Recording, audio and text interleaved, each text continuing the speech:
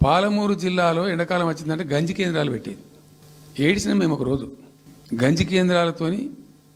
పాలమూరు ఎందుకంటే యువకులంతా పాపం వలస ఉన్న ముసలి వాళ్ళు చచ్చిపోడు తిండి దొరకక దానికి గంజి కేంద్రాలు పెట్టి కమ్యూనిస్ట్ పార్టీలు వాళ్ళు వచ్చేది కొంత అడావుడు చేసి ప్రజలకు కొంత గంజి పోసే ప్రయత్నం. చివరి గంజి కేంద్రాలు పెట్టే స్థాయికి దిగజారిపోయింది పాలమూరు. కృష్ణా నది 300 కిలోమీటర్లు పారే జిల్లాలో చాలా దారుణం పోయింది. లివ్వ అంటే కేటాయింపులు ఉన్నాయి, పత ఉంది, కార్ఖానా ఉంది, అప్పర్ కృష్ణా పేరుంది, తుంగభద్ర కాలువ పేరుంది, రకరకాల బీమా ప్రాజెక్టు పేరుంది, అన్నీ ఉంటాయి కానీ రాదు. చూడడానికి మళ్ళీ ముఖ్యమంత్రి దత్తతలో ఉంటుంది కానీ రాదు, ఏమీ రాలే.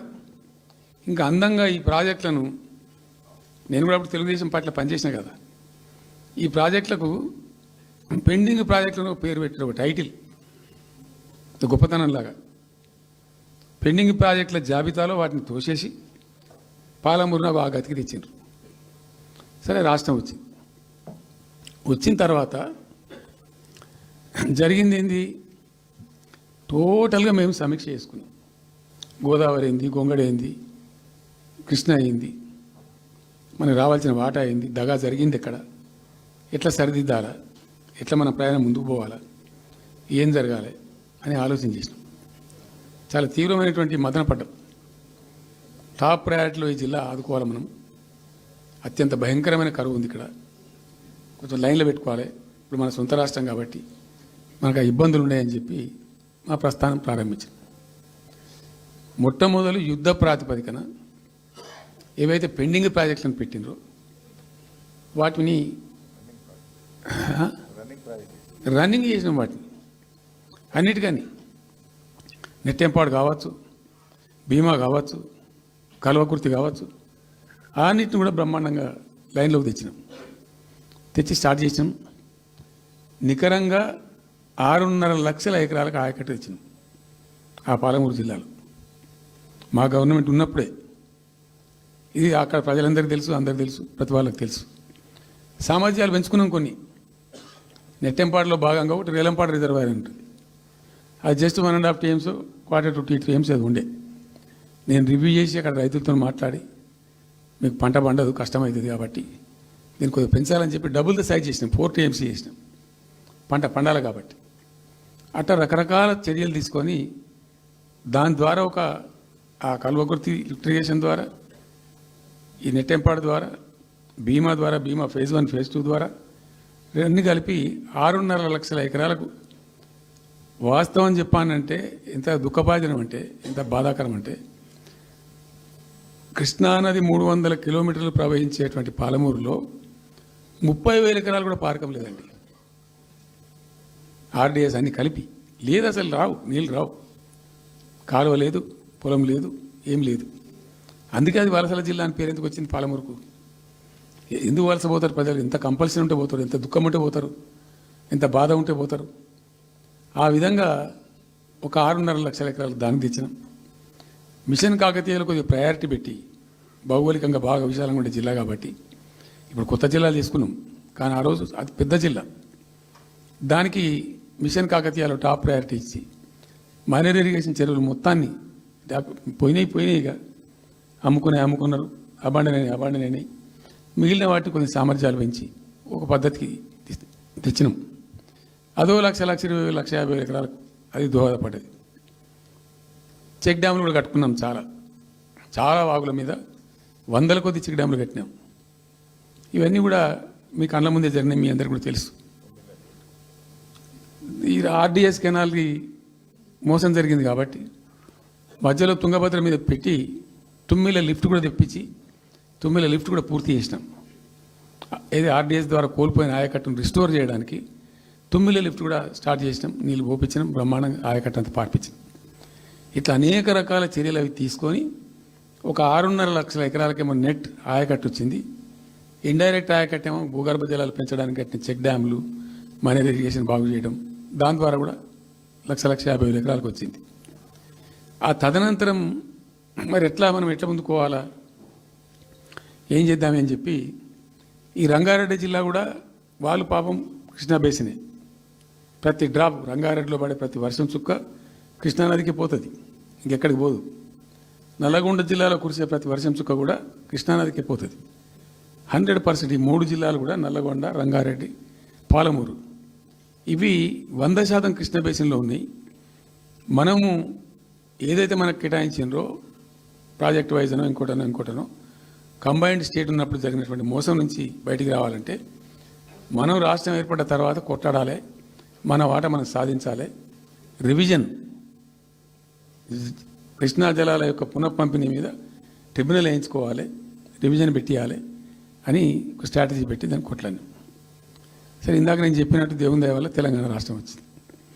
ఈ ప్రాజెక్టు కంప్లీట్ చేస్తూనే పాలమూరు రంగారెడ్డి ఎత్తిపోతల పథకానికి శ్రీకారం చుట్టాం. యాక్చువల్ ఫ్యాక్ట్ ఏంది, పాలమూరు రంగారెడ్డికి మేము ఆ రోజు మనసులో ఇంటర్నల్గా మాట్లాడుకొని డిపార్ట్మెంట్ కావచ్చు, క్యాబినెట్ కావచ్చు, విత్ ఇన్ ద పార్టీ కావచ్చు, ఆ జిల్లాల నాయకులతో కావచ్చు, మా స్ట్రాటజీ ఏంది, పాలమూరు రంగారెడ్డి ఎత్తిపోతల పథకానికి 170 టీఎంసీలు తీసుకోవాలి. This was the strategy of BRS government. ఎట్లా, ఎక్కడి నుంచి తీసుకోవాలా, అనేక ఆంక్షలు, మాటలు బట్టి డైలాగులు, ఏపీ నుంచి వచ్చే వ్యతిరేకత, ఇవన్నీ దృష్టిలో పెట్టుకొని ఏం చేసినాం, నికరంగా లెక్కలు తెప్పించినాం. ఈ మహబూబ్ నగర్ జిల్లాలో మైనర్ ఇరిగేషన్లో పాత చెరువులు ఏవైతే బచావ్ అవుతున్నప్పుడు లెక్క పెట్టినటువంటి చెరువులు ఏవైతే ఉన్నాయో ఉన్నాయన్నీ మాయమైనవన్నీ, వాటి సామర్థ్యం ఆ రోజు ఎంత, ఇవాళ నెట్ సామర్థ్యం ఎంత అని లెక్కలు తీసి కేంద్రానికి సమర్పించి ఒక 45 టీఎంసీ రెండు దానికి కేటాయించింది ఆ రోజు మేము ఎంత అంటే 90.81 టీఎంసీ, 90.81 పాలమూరు రంగారెడ్డికి మేము కేటాయించింది ఆ రోజుకు. అయితే 170 ఎట్లా అంటే మరి మాకు ఇంకా వాటా వస్తుంది కదా, ట్రిబ్యునల్ వచ్చిన తర్వాత మాకు వాటా వస్తే దానిలో తీసుకున్న నీళ్ళని కూడా దీనికే మనం అటాచ్ చేసుకుంటామని చెప్పి 91 పాయింట్ తీసుకున్నాం.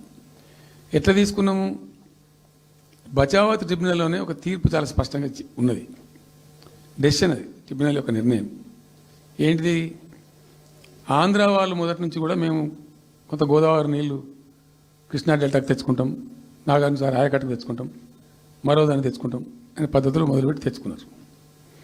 దాంట్లో భాగంగా 80 టీఎంసీలు వాళ్ళు తీసుకుంటున్నారు. ఇది పోలవరం కట్టి ఆ కెనాల్ అప్పుడు వైఎస్ రాజశేఖర్ తవ్విండి కదా, పట్టిసీమ లిఫ్ట్ పెట్టిండ్రు, ఇనీషియల్ లిఫ్ట్ పెట్టిన తర్వాత ఇప్పుడు కెనాల్ అయింది. సో దాన్ని 80 టీఎంసీలు వాళ్ళు వాడుకుంటున్నారు, ఎక్కువనే వాడుకుంటున్నారు.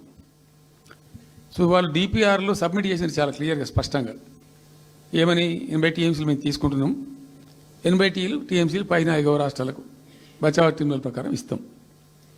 అది 3 రాష్ట్రాలకు ఇస్తారు, తెలంగాణ రాష్ట్రానికి, కర్ణాటకకు, మహారాష్ట్రకు. తెలంగాణకు 45, వాళ్ళిద్దరు కలిపి 35, కర్ణాటకకు 21 టీఎంసీ, మహారాష్ట్రకు 14 టీఎంసీ. వాళ్ళిద్దరు కూడా వాడుకుంటున్నారు. అది కర్ణాటక వాళ్ళు ఆల్రెడీ ఆర్ యూజింగ్ 21 టీఎంసీ ఏదైతే పోలవరం నీళ్ళు అక్కడ వాళ్ళు తీసుకున్నారు కాబట్టి దాని కంపెన్సేటర్ కింద వచ్చినటువంటిది దాన్ని they are using it, right రాయాలి. మహారాష్ట్ర కూడా వాడుతున్నారు, లెక్కల్లో చూపించారు వాళ్ళు, వాళ్ళ ప్రాజెక్టుల డిపిఆర్లో వాళ్ళ లెక్కల్లో చూపెట్టిండ్రు. ఇక వాడుకోవాల్సింది వాళ్ళు మనం. సో ఆ 45 టీఎంసీ మనది ఉంది కదా, మనకు ట్రిబ్యునల్ కేటాయించిందే కదా, అప్పనంగా ఏదో వచ్చేది కాదు కదా. సో ఆ 45 ఈ మైనర్ ఇరిగేషన్ లాసెస్ 45 కలిపి 90.81 టీఎంసీలకు దాన్ని ప్రతిపాదించాం. It has a strong basis, ఏదో గాల్లే అడగోలు జమాబందీ ఏర్పడతాడు చేసింది కాదు, ఒక స్పష్టమైనటువంటి విధానంతో, ఒక అవుట్లుక్తో భవిష్యత్తు ప్రయోజనాలను దృష్టిలో పెట్టుకొని చేసినటువంటి చర్య చేసినాం. ప్రాజెక్టు 30,000 కోట్లు, 35,000 కోట్లు మంజూరు చేసినాం. అందులో 27,000 కోట్లు ఖర్చు పెట్టినాం. ఆల్మోస్ట్ దగ్గర 88-90% పనులు పూర్తి అయిపోయినాయి. ఈ ఆంధ్రాతోని పంచాయతీ ఉంటుంది ఎప్పటికైనా, వాళ్ళు పోతిరెడ్డిపాడు పొక్కగొట్టి దాన్ని పెంచి ఇక దాన్ని ఇంకింత పెంచి ఈ తెలుగు గంగా అనే పేరు మీద మొదలై అది ఎటెటెటెటు పోతుంది ఇక అడవుల జమాబంది.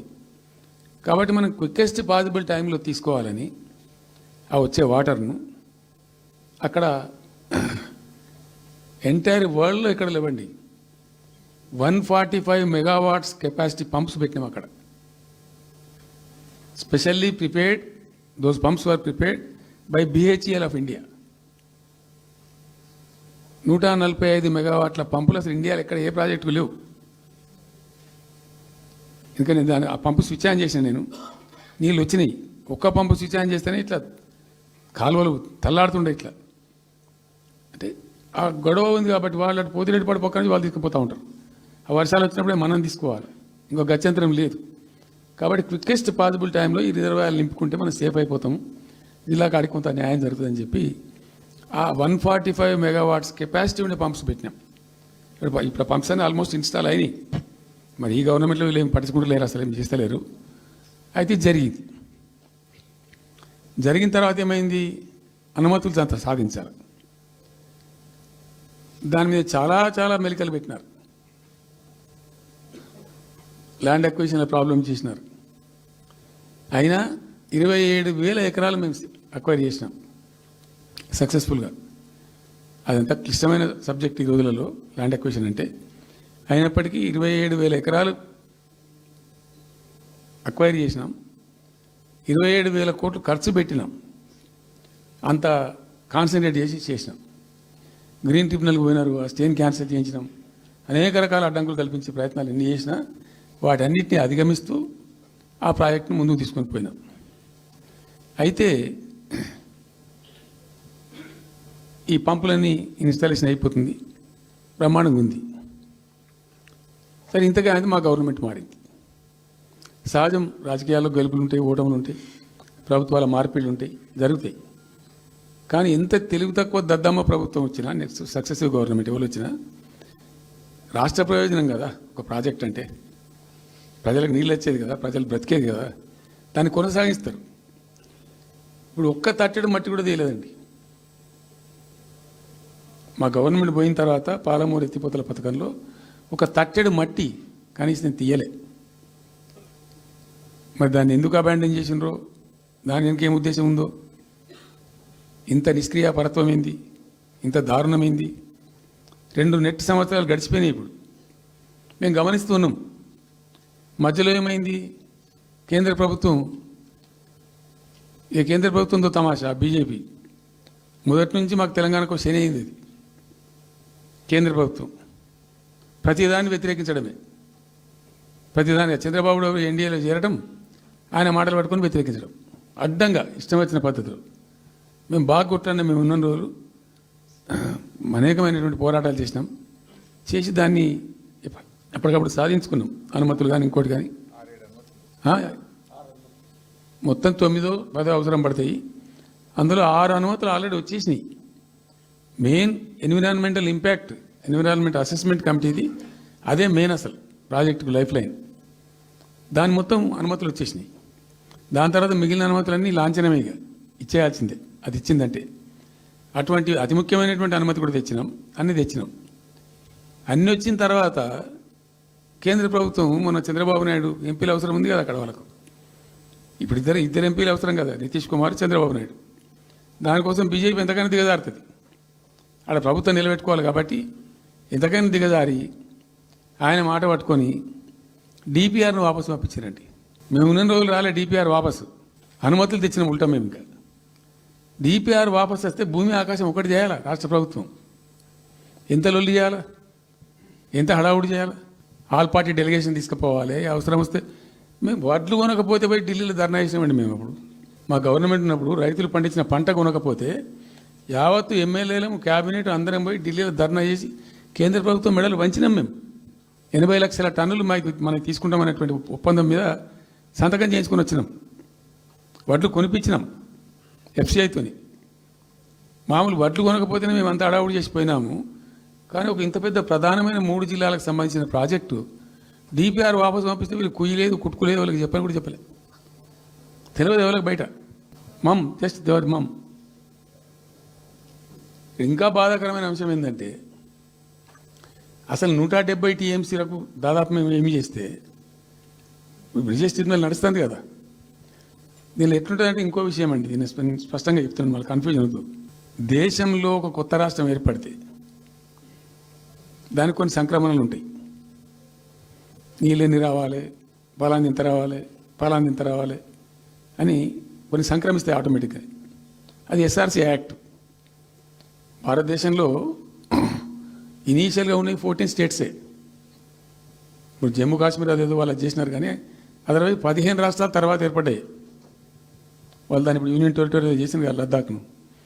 15 అంటే ఒరిజినల్గా ఉన్నదానికంటే ఇంకో రాష్ట్రం ఎక్కువ కలిపి కొత్త రాష్ట్రాలు వచ్చినాయి. సో వాటికి పద్ధతి ఉంది.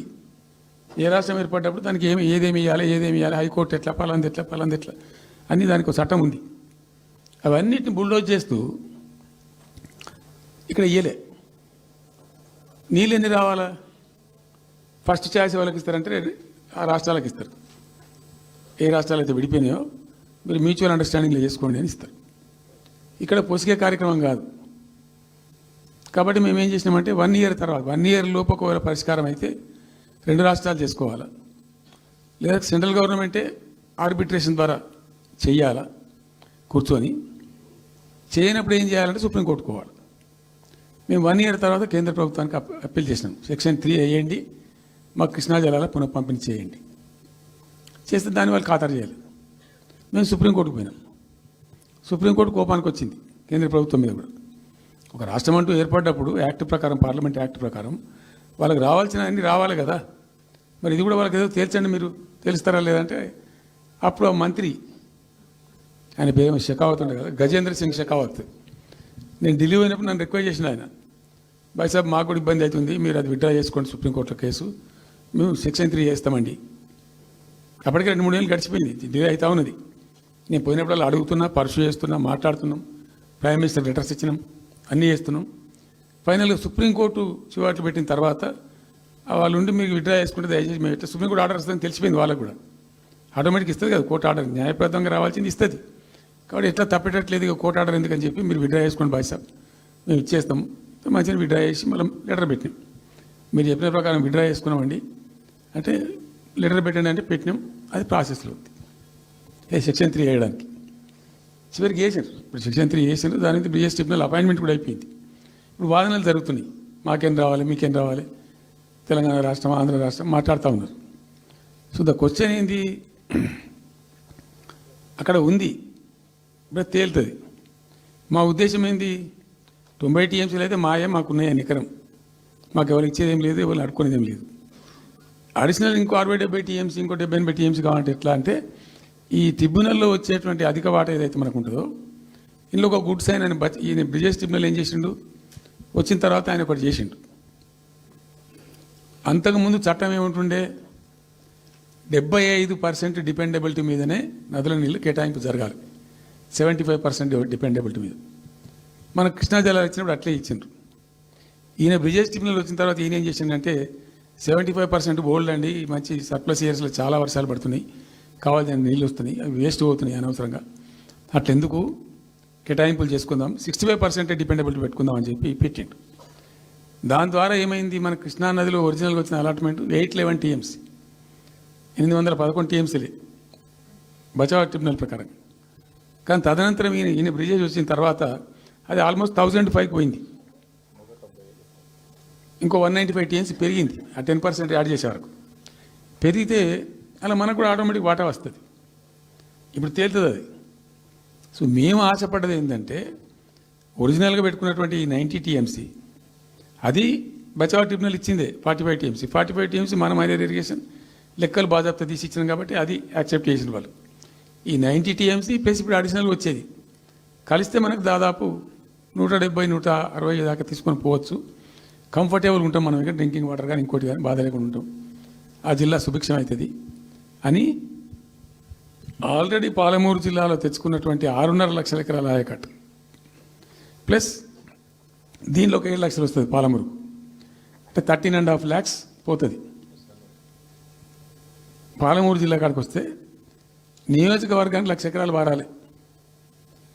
అంత కృషించి అంత కునారిల్లి 60 ఏండ్లు ఏడిసి గోసపడ్డ పాలమూరుకు ఒక పెద్ద రిలీఫ్ వస్తుంది. దీంతో మొత్తం జిల్లా టాప్ టు బాటం అంతా కూడా అద్భుతమైనది ఉంటుంది. గ్రావిటీ వారేకాడికి గ్రావిటీ వారుతుంది, లిఫ్ట్ వారుతుంది, చాలా అద్భుతంగా ఉంటుంది అని చెప్పేసి. తర్వాత వర్ష నీళ్ళు కూడా చాలా వరకు ఈ చెక్ డ్యామ్లలో దానిలో అడ్డుకుంటాం కాబట్టి గ్రౌండ్ వాటర్ కూడా బాగా పెరుగుతుంది. ఎట్లా ఫ్రీ పవర్ ఇస్తున్నాం కాబట్టి దాని ద్వారా కూడా లాభాలు జరుగుతాయని చెప్పి అసెస్మెంట్ చేసి ఇచ్చినాం. నిజంగా కూడా పాలమూరు ఒక టైంలో తెలంగాణ వచ్చిన తర్వాత 4-5 ఏళ్ళకి నేను పోతే ఎందుకో పోయినాం బస్సు యాత్ర చేస్తే చాలా అద్భుతంగా ఎక్కడికక్కడ వరికోత మిషన్లు కల్లాలు అంతకుముందు పాడుబాట ఇల్లు కనిపించే పాలమూరులో నా కళ్ళతో నేనే చూసిన. ఇంకా ఇది అంతా కంప్లీట్ అయిపోతే ఈ అనుకున్న 15 లక్షల ఎకరాలకు నీళ్ళు వస్తే చాలా దివ్యంగా ఉంటుందని చాలా సంతోషపడుకుంటూ పోయినాం. సరే, ఇప్పుడు కేంద్ర ప్రభుత్వం కొత్తగా తాకీదు, అది ఎవరు చెప్పినారో తెలియదు. వాళ్ళు చెప్తున్నారు, ఇప్పుడు గవర్నమెంట్ ఉన్న వాళ్ళు చెప్పడం చెప్తున్నారు. ఏంది, మీరు 90 టీఎంసీలు పెట్టుకున్నారు, పాత గవర్నమెంట్ పంపించింది. ఒకటి డిపిఆర్ తిప్పి పంపించారు, దాని మీద సడి లేదు, సప్పుడు లేదు, లుల్లి లేదు, లూకాండం లేదు. తల ఊగుతున్నారు. ఎందుకు తల ఊగుతున్నారు? రాష్ట్ర ప్రయోజనాలు కాపాడడానికి లేకపోతే, రాష్ట్రానికి వచ్చిన నీళ్ళని కూడా కాపాడే స్థితి లేకపోతే ఇదేం దద్దమ్మ ప్రభుత్వం? ఇంత చేత కానీ ప్రభుత్వం ఉంటే ఎట్లా? నోరు లేని ప్రభుత్వం ఉంటే ఎట్లా? పెద్ద నోరు పెట్టుకొని పెద్ద గడబడి చేయాలి కదా. ఒక 10 టీఎంసీలు పోతేనే ఒక్కొక్క రాష్ట్రం ఎక్కడ దాకా పోయి కొట్లాడతారు. ఇవాళ మొత్తం డిపిఆర్ఏ పంపించి ప్రాజెక్ట్ని ఆగం చేసే పరిస్థితి వస్తే సప్పుడు లేదు ఒకటి. రెండవది, ఇప్పుడేం చేసిండ్రు, ఇరిగేషన్ మంత్రి లెటర్ రాసిండు. వాడు చెప్పిండా చెప్పలేదా భగవంతుని గారికి 45 టీఎంసీలు ఇవ్వండి మాకు అనుమతి అని చెప్పి. ఎట్లా రాస్తావు నాకు అర్థం కాదు. నువ్వు ఏ ముఖం పెట్టుకొని రాస్తావు? ఇదో ప్రభుత్వమా? ఉన్న వస్త్రానికి పోతే అనవసరం పోయింది అన్నట్టు ఉన్నది కూడా కొట్టుకుంటారు ఎవడన్నా. ఎవరై నీళ్ళు అవి ఆల్రెడీ బచావ్ ట్రిబ్యునల్ తీర్మానంలో ఇచ్చింది. దాన్ని కర్ణాటక వాడుతుంది, అటు మహారాష్ట్ర వాడుతుంది. వాళ్ళ లెక్కల్లో చూపెడుతున్నారు. వాళ్ళు రాల్మట్టి డ్యాంలో వినియోగంలో చూపెడుతున్నారు. వాళ్ళు మాకు వచ్చిన 21 టీఎంసీ మేము ఇక్కడ వాడుతున్నామని చెప్పి. ఆ 2 ఎగువ రాష్ట్రాలు వాడుతుంటే ఇక్కడ వచ్చి మనకు వచ్చినటువంటిది బాజాప్తా, అది కూడా ట్రిబ్యునలే కదా. బచావత్ కూడా ట్రిబ్యునలే కదా.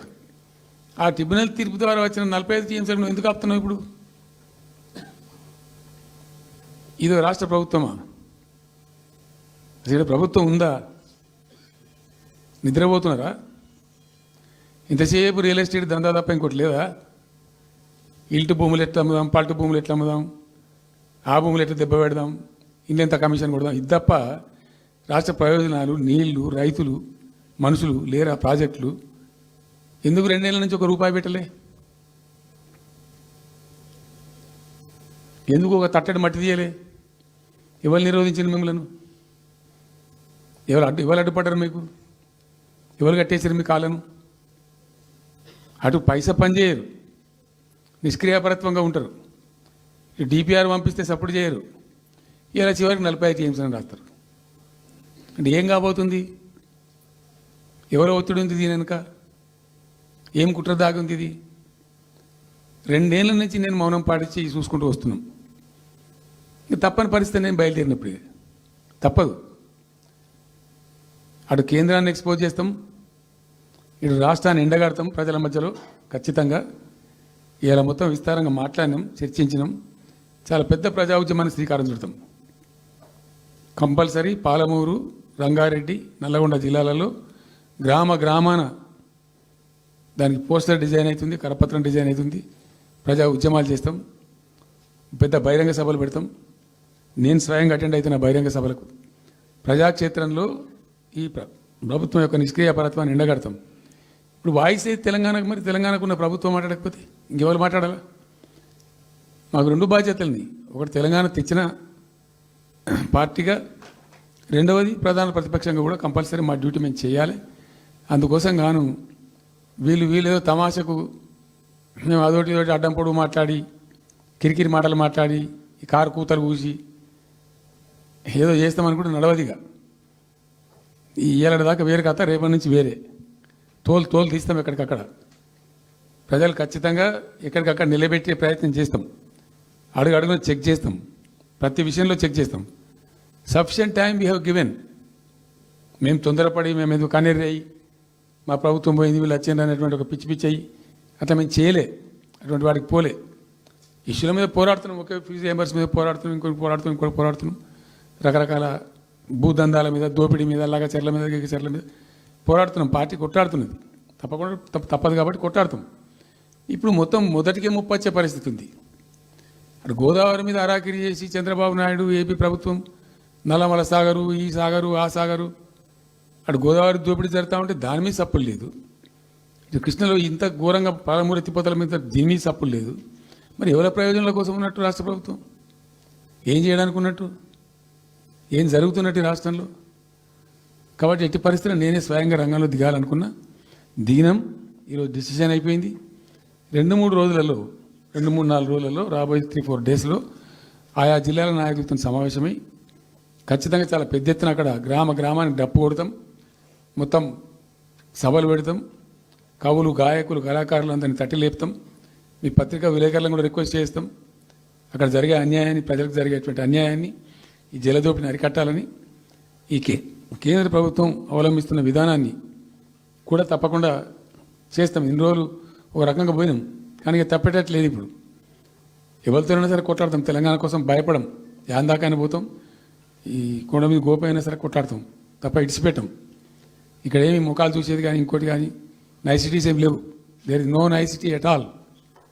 విల్ ఫైట్, డెఫినెట్గా ఫైట్ చేస్తాం. ఎందుకంటే రక్షించుకోవాలి, రాష్ట్రం యొక్క హక్కులు రక్షించుకోవాలి, నీళ్లు రక్షించుకోవాలి, రాష్ట్ర ప్రజల ప్రయోజనాలు రక్షించుకోవాలి.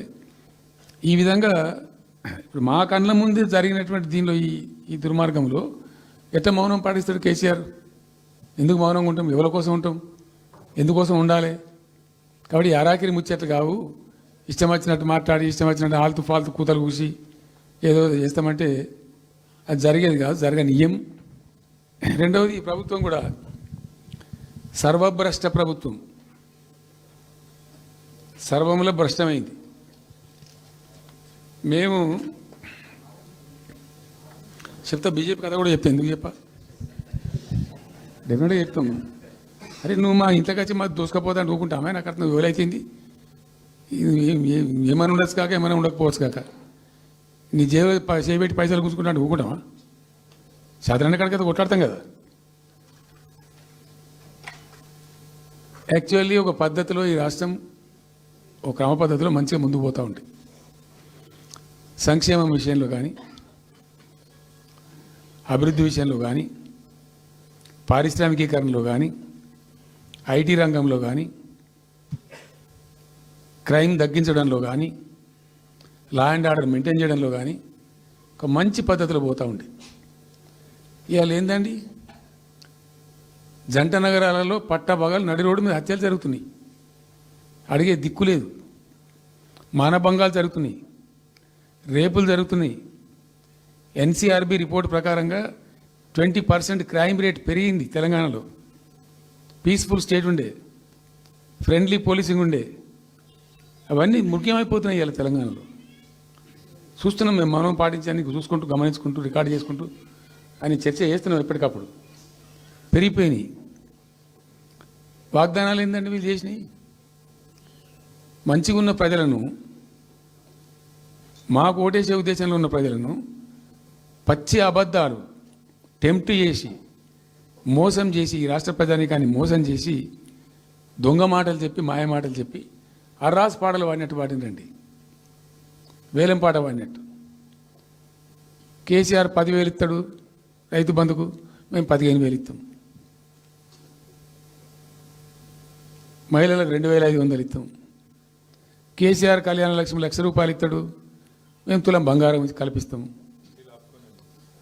మీరు పెళ్లిళ్ళు చేసుకోకుండా ఆపుండ్రి.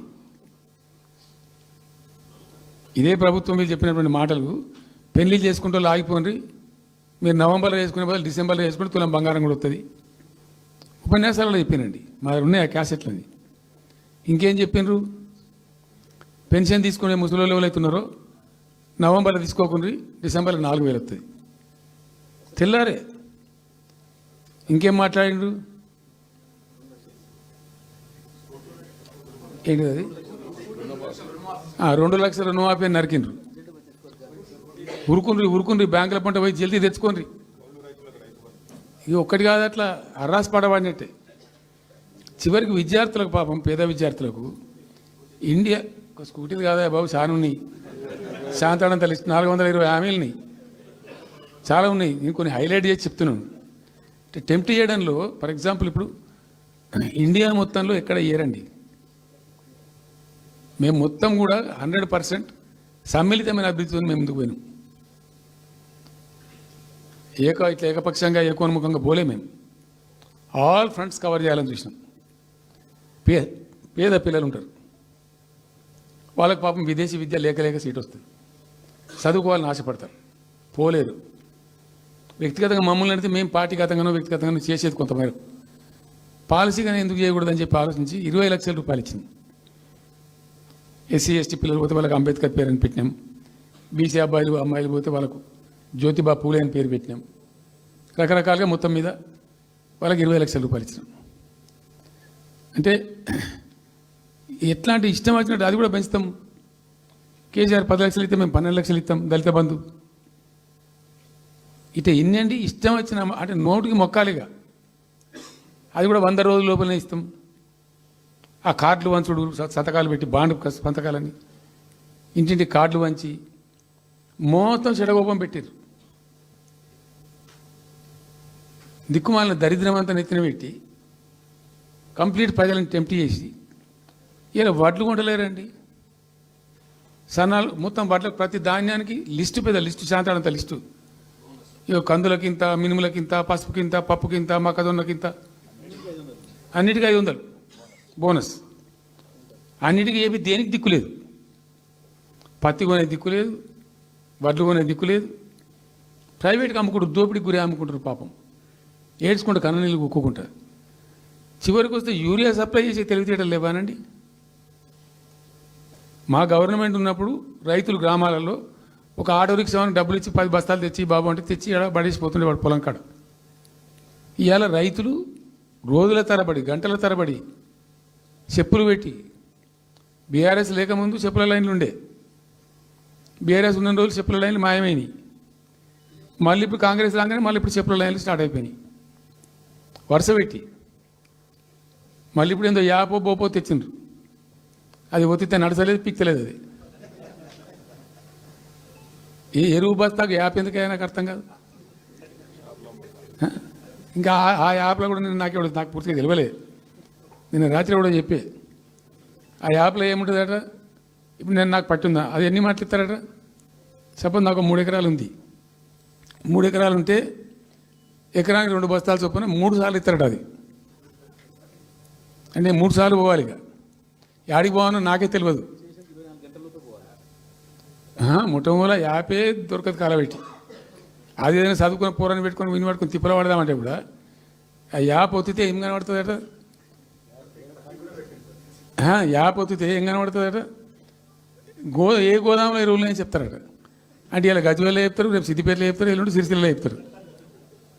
ఏ గోదాం పోవాలి, ఎటు పోవాలి. ఇంతకన్నా జోక్ ఉంటుందా?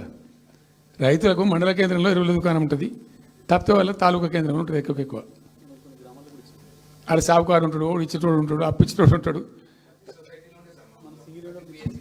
మనం బాగా విస్తరించినామా. నేను ఏమంటున్నానంటే 7,100 కొనుగోలు కేంద్రాలు పెట్టినాం కదా, వాళ్ళ ఊర్లో పోయి కొన్నాం కదా. ధాన్యం నెత్తిన పెట్టుకొని వాళ్ళ అంగడికి వచ్చి ఈ మార్కెట్ అప్పుడు ఇది కూడా బంద్ చేసినాం కదా. అసలు రైతు సెంట్రిక్గానే మన పరిపాలన ఉండే కదా కంప్లీట్గా. అని మొత్తం సాప్ పట్టేసారు. ఇప్పుడు అరాస్పాడలు వాడి 2 సార్లు రైతు బంద్ కొట్టిండ్రు. పెన్షన్ 4,000 ఇస్తామని 2 నెలల పెన్షన్ కొట్టిండ్రు. చాలా భయంకరమైనటువంటి పరిస్థితి తీసుకొచ్చింది రాష్ట్రంలో. ఇంత దిక్కుమాలిన కథ. నిరుద్యోగ భృతి ఇస్తాము, ఇవాళ మొక్కాల ఎన్ని అసలు హామీలు. నిరుద్యోగ భృతి ఇస్తాము, తోక ఇస్తాము, నోటిఫికేషన్లు ఇస్తాము, జాబ్ క్యాలెండర్లు ఇస్తాము, విద్యా భరోసా కార్డు. ఇక వాడు చూసినోడు అడ్డం పడి ఆయన ఓటేసారు జనం. ఇప్పుడు జరిగింది ఏంది? టెంప్ట్ అయిపోయారు. ఏమైందంటే యాక్చువల్లీ ఫ్యాక్ట్ ఏంటంటే ఇదే తెలంగాణ భవన్లో ఎన్నికలకు పోతున్నాం 2014. ఎన్నికల కమిటీ, హామీల కమిటీ ఒకటి ఉండే, మేనిఫెస్టో కమిటీ. అది రాస్తాను. దానిలోకి 2-3 రిటైర్డ్ ఐఏఎస్ అధికారులు కూడా ఉండేప్పుడు ఒక సందర్భం వస్తే నేను అడిగిన, అసలు మనం పెన్షన్ ఎందుకు ఇస్తాం ప్రజలకు? Why do you give pensions at all? ఎందుకు ఇవ్వాలి అసలు? దానికి ఒక పరమార్థమో పర్పస్ ఉందా, అగాధం పట్టుకొని ఇట్లా పంచిపెట్టుడా ఏంది అసలు మీ ఉద్దేశం ఏంటి సార్ అన్నారు. అనుకోకుండా దురదృష్టవశాత్తు కొందరు డెస్టిట్యూట్స్ అవుతారు, కొందరు ఫిజికల్ హ్యాండిక్యాప్డ్ అవుతారు. ఇలా మంచిగానే ఉన్నాం, ఏమో ఏమైనా ఒక యాక్సిడెంట్ అయితే కథం తెల్లారు మనం వికలాంగుడు అయిపోతాం, కదలలేని పరిస్థితికి వచ్చేస్తాం. రకరకాలు ఉంటాయి. వృద్ధాప్యం వస్తే పాపం వాళ్ళ పిల్లలు చూసి చూడకపోయారు, కొంతమంది పట్టించుకొని లేని వాళ్ళు ఉంటారు. అట్లాంటి వాళ్ళకు, అనాథలకు, ఆర్ఫన్స్కు, డెస్టిట్యూట్స్కు, విధివంచితులకు ఇచ్చేది పెన్షన్. అది ఎందుకు, అది ఒక పరమార్థం ఉండాలి. వాళ్ళు బిర్యానీ తినకున్నా, పెద్ద గందరగోళం లేకున్నా కనీసం 2 పూటలు పప్పు పచ్చిపులిసింది అన్నం తిని మాంజాల వాడు పండుకుంటట్టు ఉండన్న ఆ మేరకు ఇవ్వండి అని చెప్పినాం. అప్పుడు ఒక ఆయన గోయల్ సాబ్ అని ఉండే ఐఏఎస్ ఆఫీసర్, ఆయన ఉప్పుకింత పప్పుకింత అని అన్ని రేట్లు లెక్కబెట్టి 670 రూపాయలు ఇస్తే సరిపోతుంది సార్ అన్నారు. నేను గావాలకి ఇచ్చేదానికి కోసి ఆయన నా వైపు 1000 రూపీస్ పెట్టు, పెద్ద కథ ఎందుకు అని 1000 చేసాం. దేనికన్నా కానీ 1000 రూపీస్ చేసినాం. ఫస్ట్ సెకండ్ టర్మ్ నేను ప్రకటించిన, మళ్ళీ మేము గెలిపించుకొని ఈసారి గెలిస్తే వెంటనే 2000 రూపీస్ చేస్తామని చెప్పాను. మొదలు 1000 అన్నప్పుడు అడగలే, మా అంతటా మేమే సుమోటోగా మాట్లాడి చెప్పి డే 1 గవర్నమెంట్ ఇచ్చిన ఫస్ట్ క్యాబినెట్ని డిసైడ్ చేసి 1000 రూపీస్ పెట్టాం. 200 to 1000, 1000 to 2000 also first మంత్ని. Second టర్మ్లో మా గవర్నమెంట్ వస్తే ఫస్ట్ మంతే, ఏ మంత్లో గవర్నమెంట్ వచ్చినా అదే మంత్లో 2000 రూపీస్ చేసినాం, జనానికి అందించినాం. జనం కూడా ఏమనుకున్నారు, కేసీఆర్ 2 అన్నప్పుడు 4 అన్నట్టుగా ఇస్తాడు కావచ్చు, టెంప్ట్ అవుతారు పాపం, సహజంగా పేదవాళ్ళు కదా, లేని వాళ్ళు కాబట్టి. మనది కాదు సబ్జెక్ట్, అది కాదు కదా.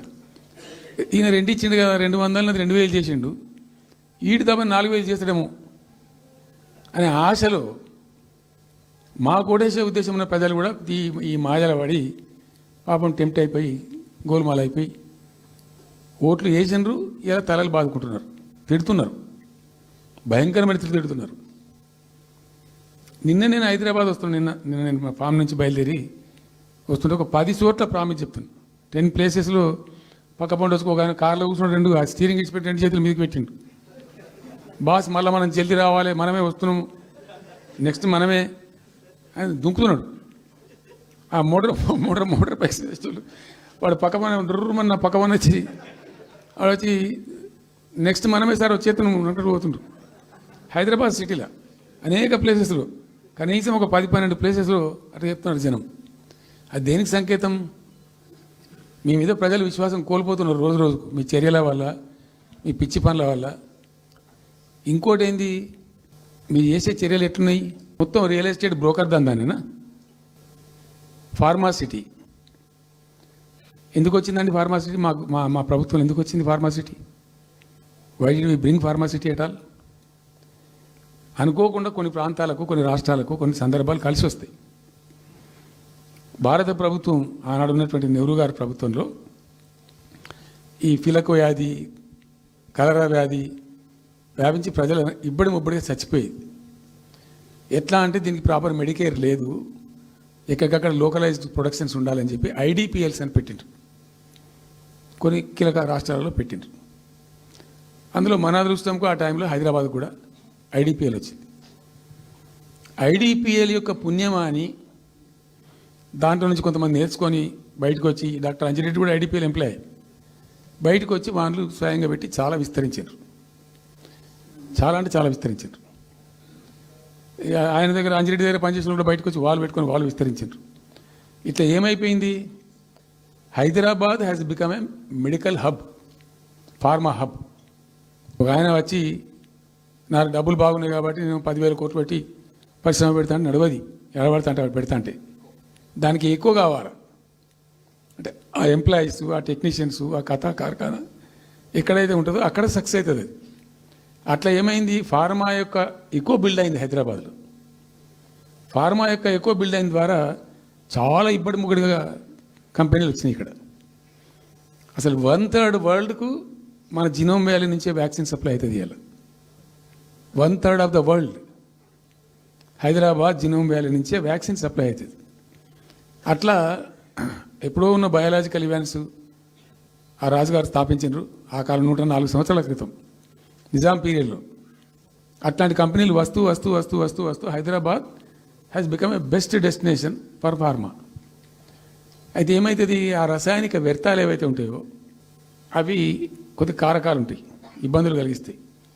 మన హుస్సేన్ సాగరే కాలుష్యమయమైపోయి గబ్బు వాసన వచ్చే పరిస్థితి ఉండేది, మనం అందరం కూడా చూసినాం. సో దీని నుంచి హైదరాబాద్ బయటపడాలి. ఫార్మా వదులుకుందామా, వదులుకోవద్దు. మరి ఏం చేయాలా? 4 టీములు తింపిందండి నేను ప్రపంచవ్యాప్తంగా, ఐఏఎస్ అధికారుల బృందాలు. శాంతికుమార్ గారు అని చెప్పి ఆమె చీఫ్ సెక్రటరీ కూడా రిటైర్ అయింది. ఆమె అప్పుడు హెల్త్ సెక్రటరీగా ఉండే కొంతకాలం. ఆమె నాయకత్వంలో పంపించాం, చాలా దేశాలకు పంపినాం. మరి తిరిగి రండి. ఇప్పుడు ఏమైంది, మందులు లేని ప్రపంచాన్ని ఊహించలేం, మందులు కావాల్సిందే. మందులు తయారు చేసే సందర్భంలో తప్పకుండా కొంత వేస్టేజ్ ఉంటుంది. ఆ వేస్టేజ్ని ఎట్లా మేనేజ్ చేయాలి అని దానికి తెలివి కావాలి. సింపుల్ ఎగ్జాంపుల్ చెప్పండి, మన ఇంట్లో కిచెన్లో కూడా డైలీ వేస్ట్ ఉంటుంది, కానీ చాలా నీట్గా పెట్టుకుంటాం మనం దాన్ని. ఆ వేస్ట్ని డిస్పోజ్ చేస్తాం, కిచెన్లోనే ఉంచితే చచ్చిపోతాం కాబట్టి ఆ భయానికి క్లీన్ పెట్టుకుంటాం, మన ఓన్ కిచెన్ కాబట్టి. ఎగ్జాక్ట్లీ ఎట్లయితే కిచెన్ క్లీన్ పెడతారో వాటిని కూడా క్లీన్ పెట్టాలి. అయితే ఒక ఫార్మా కంపెనీ ముందు నుంచి మనం పోతున్నాం అనుకోండి, మన దగ్గర అయితే వాసన వస్తుంది, మనకు తెలుస్తుంది ఇదేదో మెడిసిన్ తయారు చేసే కంపెనీ అని. వేరే దేశాలలో అట్లా లేదు, యూరోప్లో లేదు, యూఎస్లో లేదు, చాలా దేశాల్లో లేదు, చైనాలో లేదు. అసలు గొట్టం నుంచి పొగరాదు. సో మనం మాత్రం టెక్నాలజీ మనం పెట్టుకోలేమో పెద్ద ఇష్యూ అని చెప్పి ఐఏఎస్ అధికారుల బృందాలను తింపిన నేను అనేక దేశాలకు తింపి పంపించి, హైదరాబాద్లో ఫార్మా ఉంది కాబట్టి హైదరాబాద్ యొక్క లార్జర్ ఇంట్రెస్ట్లో ఫ్యూచర్ దృష్ట్యా ఫార్మాను కాపాడుకోవాలి, ఆ ఎక్కువ పోనీయద్దు, ప్లస్ ఈ కాలుష్య భారం నుంచి ప్రజలను రక్షించుకోవాలి. ఎట్లా అంటే జెడ్ఎల్బీ అని వచ్చింది, జీరో లిక్విడ్ బేస్ అని. ఆ డిశ్చార్జ్ ఏదైతుందో దాన్ని మొత్తం జీరో లిక్విడ్ చేస్తారు, ఇంకా కాలుష్యం కాదు, ఏం చెడిపోదు, వీళ్ళకి ఇబ్బంది ఉండదు. అది ఇంటర్నేషనల్ లెవెల్లో సక్సెస్ఫుల్గా ఉంది, సక్సెస్ఫుల్గా జరుగుతుంది. ఇప్పుడు అమెరికాలో ఉన్నాయి చాలా కంపెనీలు, యూరోప్లో ఉన్నాయి, ఇంకా చాలా చోట్ల ఉన్నాయి. అవసరం, ప్రతి దేశానికి అవసరమే. అయితే మనం ఆ సిస్టమ్ పెట్టుకోవచ్చు కదా అని చెప్పి ఒక ఫార్మా యూనివర్సిటీ కూడా పెడదాం దానిలో అని చెప్పి ఫార్మా ఇండస్ట్రీకి తెచ్చినాం.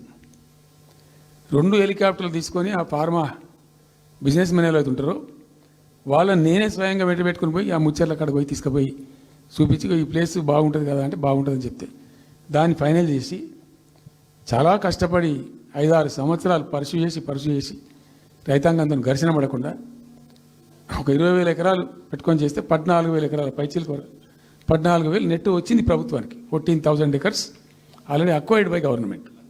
చాలా ఎంఓయూలు జరిగినాయి, అన్ని జరిగినాయి, మన లోకల్ వాళ్ళు రెడీ ఉండి.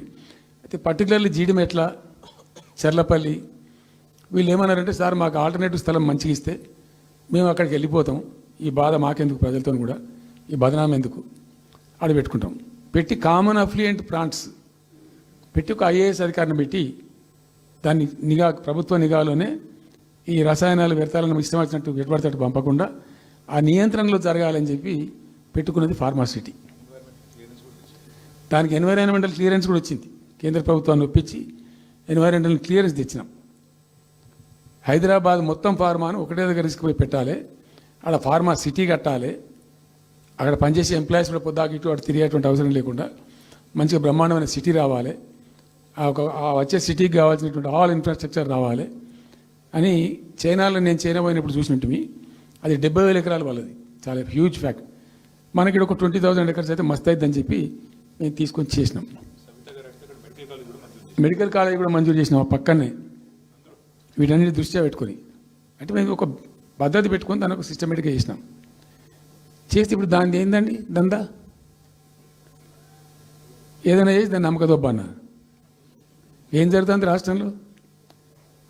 ఫ్యూచర్ సిటీ, తొక్క సిటీ, ఎవరికి కావాలి నీ ఫ్యూచర్ సిటీ నాకు అర్థం కాదు. నువ్వు పెంచినావు హైదరాబాద్ను, ఎవరు చేసిన హైదరాబాద్ సిటీ? ఇంత వైబ్రాంట్ సిటీ ఎక్కడికి వచ్చింది? ఓ 400 సంవత్సరాల చరిత్రతోని దీనికంతా ఒకటి బోధి జరిగి ఆటోమేటిక్గా పెద్ద సిటీ అయింది. అట్లా అన్ని కావు, అందరికి కావు. ఎన్ని రాష్ట్రాలకు ఉన్నాయండి?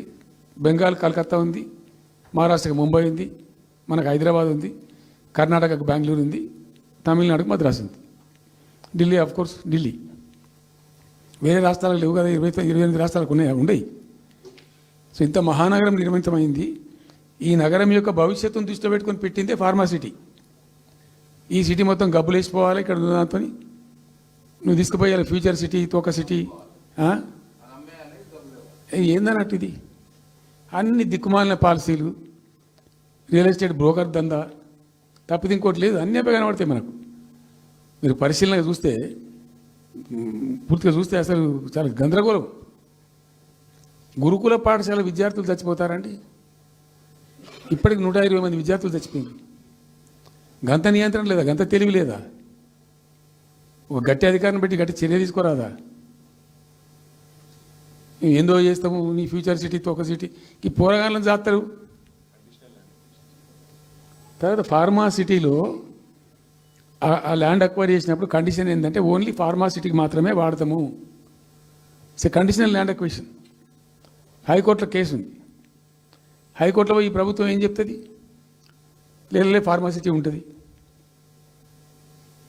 మళ్ళీ ఆడ 3,000 ఎకరాల్లో వాడేవాడు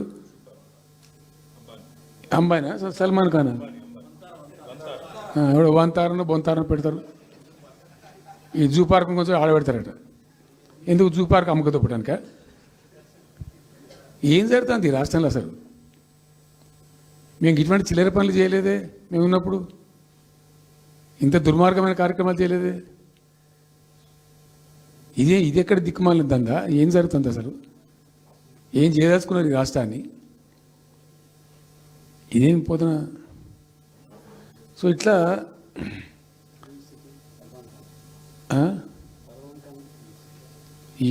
అది ఏందో. నేను ఒక్కటే మాట్లాడుతున్నానండి. బిజినెస్ మీట్ పెడతాం, ఎంఓయూలు చేసుకుంటాం, ఏ ప్రభుత్వం చేయాల్సిందే. అడ్డగోలు జమాబందీ దానికి లెక్కలేని కథ అంటే ఏందన్నట్టు. ఒక హైప్ క్రియేట్ చేసుడు, దీనికి ఆచుడు, దీనికి గురువు చంద్రబాబు నాయుడు. ఇప్పుడు చంద్రబాబు నాయుడు చెప్పిన లెక్కల బిజినెస్ వచ్చేది ఉంటే, ఎంఓయూలు సక్సెస్ అయ్యేది ఉంటే, ఆంధ్రప్రదేశ్లో ఈ పాటికి 20 లక్షల కోట్లు వచ్చి ఉండాలి. ఆయన ఫస్ట్ టైం అలా సీఎం ఉన్నప్పుడు ఆ ఊళ్ళో పెట్టే కదా, వైజాగ్లో, అమరావతిలో కదా, వైజాగ్లో పెట్టిండు. వైజాగ్లో ఎవరు వెళ్ళి ఎంఓయూలు చేసిన వాళ్ళంటే వంట మనుషులు అని చెప్పిండ్రు. ఆ స్టార్ హోటల్లో బయట వంట మనుషులు, వాడు ఎవడు ఆ సప్లై చేసేటోళ్ళు, వాడు వచ్చి కూర్చోపోయి సంతకం పెట్టే పెట్టిండు వాడు పాపం. అవునా అండి, పాపులర్ అయింది అది. ఇప్పుడు మరి ఎక్కడ ఆ పెట్టుబడులన్నీ ఎక్కడ చెప్పండి? ఆఖరికి 10,000 కోట్లు అన్న రావాలి.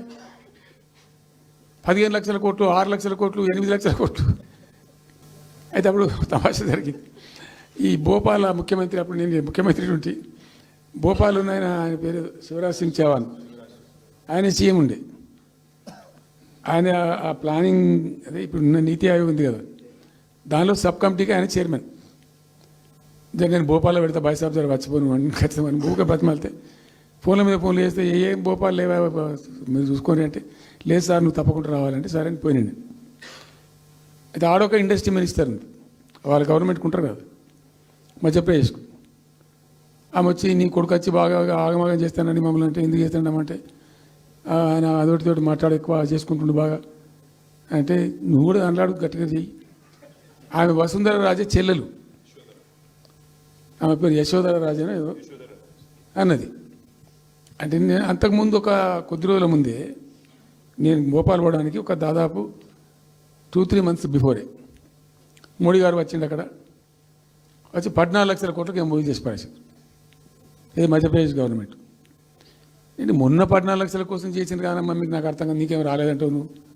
ప్రధానమంత్రి మీకు సపోర్ట్ ఉండే, మీకు పార్టీ అయ్యి మీకు మంచిగా నీకు ఇంత లాభం ఉంది అంటే, ఓ సో బోగసాయి సాబా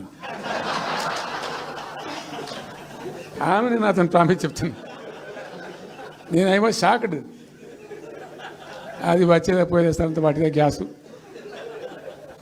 అంటే, ఈ గ్యాసులు ఎవరిని మోసం చేయడానికి ఇంత వంచిస్తారా ప్రజలను? నికరంగా వస్తే పెట్టుబడులు రావాలి కదా. కనబడతాయి కదా. ఆ పెట్టుబడులు వస్తే లాభాలు జరుగుతాయి, ఉద్యోగాలు వస్తాయి, ఫ్యాక్టరీలు వస్తాయి, అడిషనల్ ఇన్కమ్ జనరేట్ అవుతుంది, స్టేట్ గవర్నమెంట్కి జిఎస్టీ పెరుగుతుంది. ఏం లేదు, వాటిదే గ్యాస్.